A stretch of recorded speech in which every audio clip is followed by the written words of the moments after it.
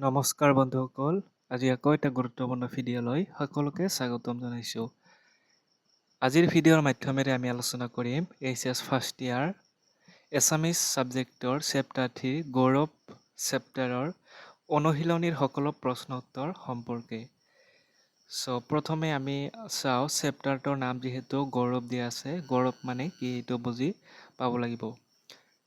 গৌৰৱ মানে আমি জানোই, গৌৰৱ মানে হৈছে ধৰি লোৱা এটা এক্সাম্পল যদি দিওঁ আমি তেতিয়াহ'লে হ'ব তোমালোকে হয়তো যেতিয়া মেট্ৰিক পৰীক্ষা দিছিলা তেতিয়া কাৰোবাৰ ৰিজাল্ট ভাল হ'লে বা তোমালোকৰ যেতিয়া ৰিজাল্ট দিছিলে ৰিজাল্ট ভাল হৈছিলে তেতিয়া কিন্তু তোমালোকৰ মাক দেউতাক বা তোমালোকৰ বন্ধু বা বান্ধৱীয়ে তোমাক লৈ গৌৰৱ অনুভৱ কৰিছিলে যে মোৰ বন্ধু বা মোৰ বান্ধৱীয়ে ভাল নম্বৰ পাইছে মেট্ৰিক পৰীক্ষাত। এইটো এটা গৌৰৱ কৰিছে তোমাক লৈ বা ৰিজাল্ট লৈ গৌৰৱ কৰিছে। এইটো গৌৰৱ বুলি কোৱা হয়। তাৰপিছতে আৰু এটা এক্সাম্পল ল'ব পাৰি। কিছুমান মানুহে নিজৰ ধন সম্পত্তি লৈ গৌৰৱ কৰে, মোৰ বহুত ধন সম্পত্তি আছে এনেধৰণেও গৌৰৱ কৰে।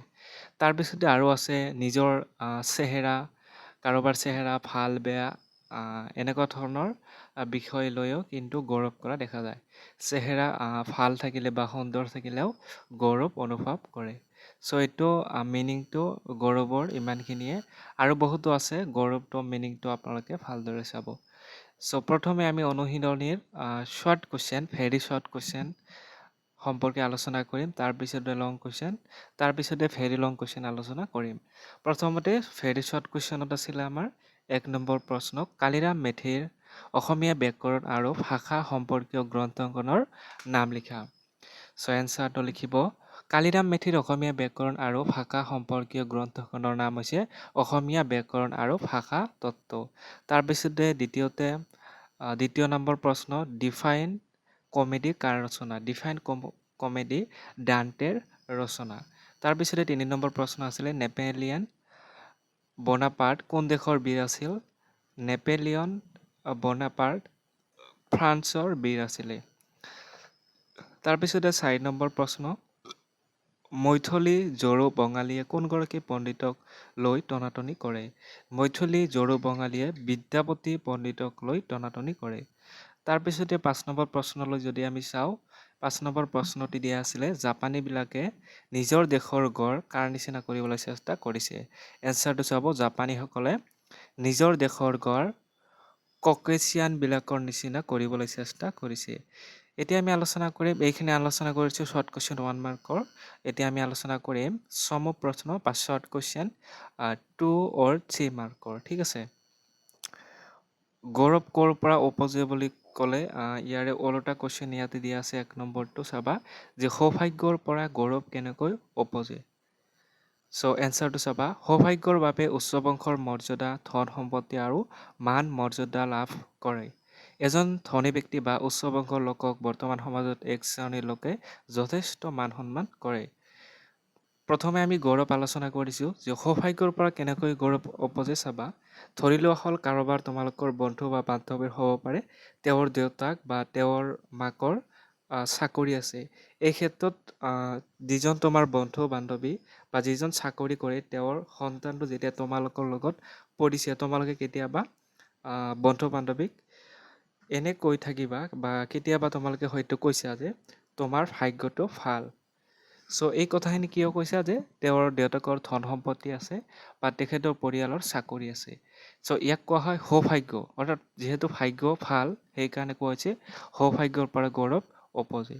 তাৰপিছতে 2 নম্বৰ প্ৰশ্নটো দিয়া আছিলে যে ৰূপৰ বলত পোৱা মান আৰু ভক্তি সহায়ী হয়নে বা চিৰস্থায়ী হয়নে বুজাই লিখা।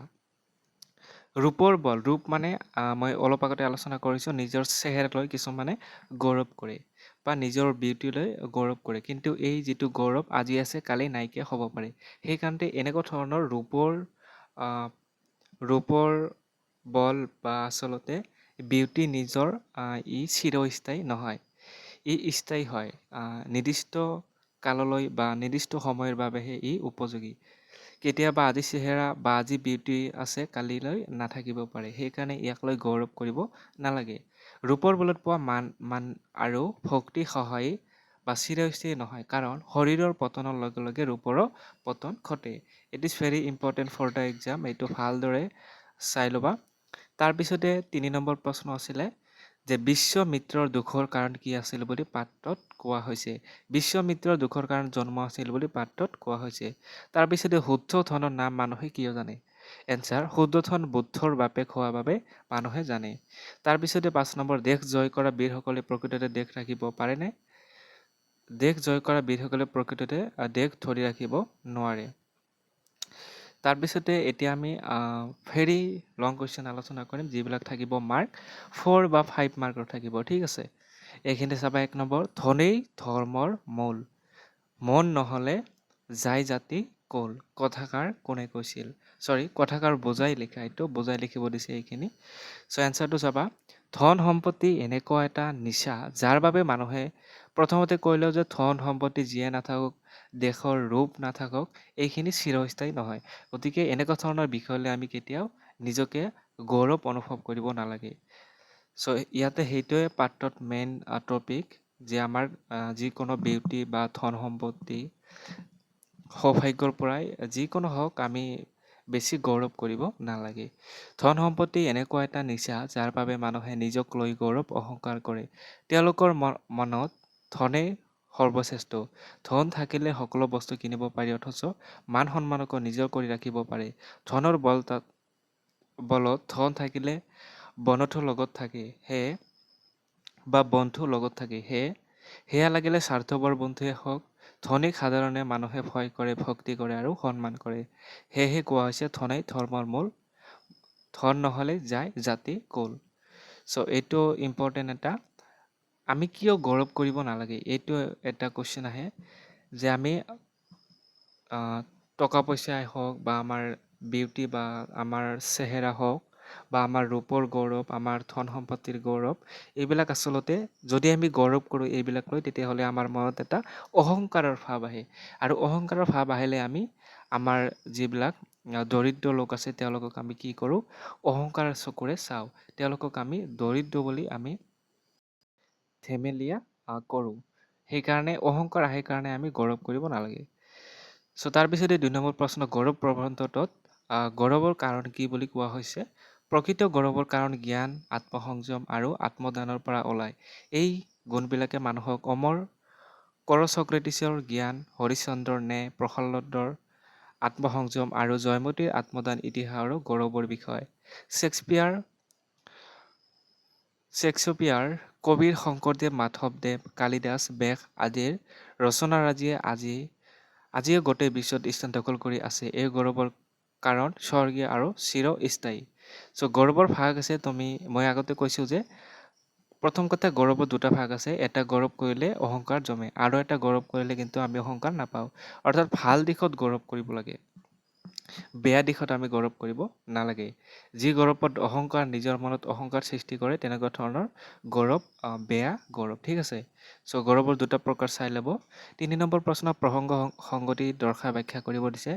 বিজেতাই মানুহকহে পৰাস্ত কৰে, মানুহৰ মনক পৰাস্ত কৰিব নোৱাৰে। এইটো চাবা, উপৰোক্ত গদ্যাফাকি আমাৰ অসমীয়া পাঠ্যপুথি, ইয়াতে এটা টিক্স আছে, ঠিক আছে। এইটো টিক্স ব্যৱহাৰ কৰিলে ফুল মাৰ্কছ পাবা। প্ৰথমতে কুৱেশ্যনটো চোৱা, প্ৰসংগ যেতিয়া ব্যাখ্যা কৰিবলৈ দিব, তোমালোকে ডাইৰেক্ট এনেধৰণে লিখিবা, কিন্তু কিছুমান শব্দ ব্যৱহাৰ কৰিব লাগিব, ভেৰি ইম্পৰ্টেণ্ট, নোট কৰিবা। প্ৰথমে চাওঁ, 3টা শব্দ দিয়া আছে ইয়াতে, ঠিক আছে। এটা আছে প্ৰসংগ, হয়নে? কি দি আছে? এটা প্ৰসংগ, আৰু এটা কি দি আছে? সংগতি, আৰু এটা কি দি আছে? ব্যাখ্যা। এই 3টা শব্দ ব্যৱহাৰ কৰিব লাগিব যেতিয়া তুমি যিটো লিখিবা, ঠিক আছে। যেতিয়া ব্যাখ্যা কৰিবলৈ আৰম্ভ কৰিবা, তেতিয়া এই 3টা শব্দ লিখি যেতিয়া ব্যাখ্যা কৰিবা, তেতিয়া কিন্তু ফুল মাৰ্কছ পোৱাৰ চান্স থাকে।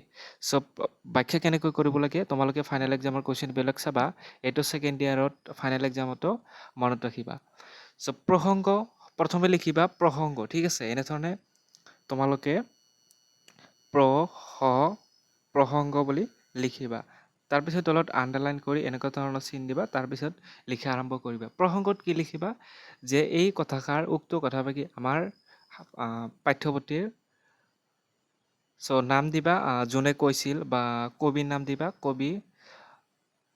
তাৰপিছতে তোমালোকৰ চেপ্টাৰৰ নাম দিবা চেপ্টাৰৰ পৰা তুলি দিয়া হৈছে এইখিনি প্ৰসংগত থাকিব ঠিক আছে এইখিনি প্ৰসংগত লিখিবা তাৰপিছতে লিখিবা তোমালোকে সংগতি অৰ্থাৎ এই সংগতি লিখি ঠিক তেনেকুৱা ধৰণে আণ্ডাৰলাইন কৰিবা আৰু সংগতি লিখিবা কি এই যিটো কথা লিখিছে যে যিটো কথা দিয়া থাকিব যে বিজেতা মানুহকহে পৰাস্ত কৰে এই কথাখিনিৰ দ্বাৰা আচলতে কবিয়ে বা তুমি কি বুজাব বিচাৰিছে বা এই কথাখিনিৰ সহায়ত আচলতে প্ৰকৃত অৰ্থখিনি কি বুজাব বিচাৰিছে সেইখিনি শ্বৰ্টকৈ 2টা বা 3টা লাইনত সংগতিত লিখিবা আৰু যিখিনি তুমি বহলভাৱে লিখিবা 5 লাইন হওক বা 10 লাইন হওক যেতিয়া তুমি শেষৰ পেৰাগ্ৰাফটো লিখিবা তেতিয়া ব্যাখ্যাত লিখিবা অৰ্থাৎ 3টা শব্দ প্ৰথমতে ব্যাখ্যা সংগতি ব্যাখ্যাটো ঠিক এনেধৰণে যিটো মেইন ব্যাখ্যা থাকিব তাত তুমি এনেধৰণে লিখিবা তেতিয়াহ'লে ফুল মাৰ্কছ পাবা ইয়াতে দিয়া আছে উপৰোক্ত গদ্য ফাঁকি এনেকুৱা ধৰণে দিয়া আছে কিন্তু ইয়াতে কি হ'ব ইয়াতে প্ৰথমে কি আছিল প্ৰসংগ লিখি এনেদৰে আণ্ডাৰলাইন কৰি তাৰপিছত লিখা আৰম্ভ কৰিবা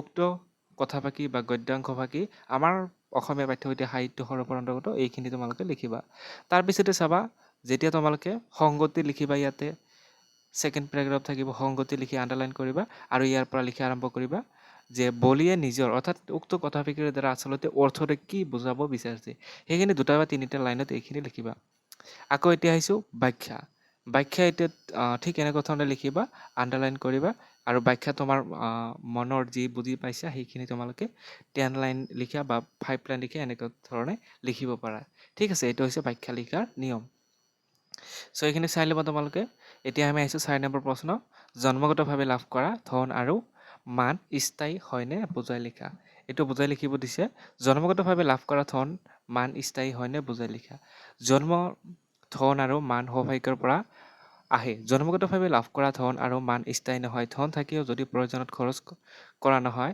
দান কৰা নহয় ধাৰ নিদিয়ে তেন্তে সেই ধন কি কামৰ অৰ্থাৎ জন্মগতভাৱেই হওক বা সৌভাগ্যৰ পৰাই হওক ধন কিন্তু আচলতে স্থায়ী নহয় এইটো ক'ব বিচাৰিছে আচলতে চ' টকা থাকে মানে বাহিৰৰ পৰা তোমাৰ হাতত ধন সম্পত্তি থাকিব তুমি দৰিদ্ৰসকলক সহায় কৰিব লাগিব ধৰ্মীয় কামত দিব লাগিব তেতিয়াহে বা ভাল কামত ব্যৱহাৰ কৰিব লাগিব তেতিয়াহে তোমাৰ সেই ধনখিনি উপযুক্ত কামত ব্যৱহাৰ হ'ব সেইখিনি কথাকে ইয়াতে বুজোৱা হৈছে তাৰপিছতে প্ৰসংগ সংগতি ব্যাখ্যা এইটো আগতে যেনেকুৱা ধৰণৰ ব্যাখ্যা নিয়মটো কৈ দিছোঁ তেনেকুৱা ধৰণে লিখিবা আৰু এটা কথা এইটো কুৱেশ্যন ভেৰি ইম্পৰ্টেণ্ট ৰূপৰ কিবা আচৰিত চুম্বক শক্তি আছে চ' এইটো ভেৰি ইম্পৰ্টেণ্ট পৰীক্ষাৰ কাৰণে চাই থবা আৰু নিয়মটো শিকাই দিছে আগতে প্ৰসংগ সংগতি তাৰপিছত ব্যাখ্যা লিখিবা এনেকুৱা ধৰণে আৰু এইটো ইম্পৰ্টেণ্ট ৰূপৰ কিবা আচৰিত চুম্বক শক্তি আছেনে এইটো কিন্তু খুবেই ইম্পৰ্টেণ্ট গতিকে এইটো আপোনালোকে চাই ল'ব চ' আজিৰ ভিডিঅ'টো ইমানখিনি আছিল ভিডিঅ'টো কেনে লাগিল কমেণ্ট কৰি জনাবা